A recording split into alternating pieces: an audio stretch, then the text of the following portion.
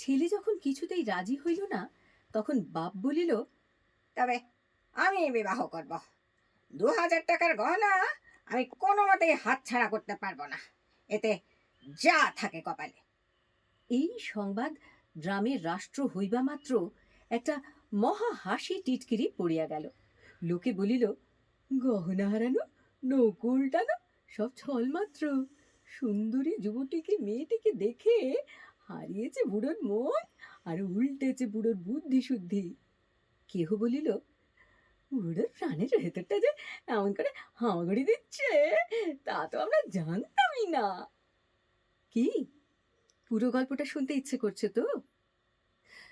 তাহলে কিন্তু চোখ রাখতে হবে 29শে মার্চ বিকেল 4:45 গল্প নাটকে তুহিনার সাথে চ্যানেলে আসছে প্রভাত কুমার মুখোপাধ্যায়ের গল্প কুড়ানো মেয়ে। দেখতে ভুলবেন না কিন্তু।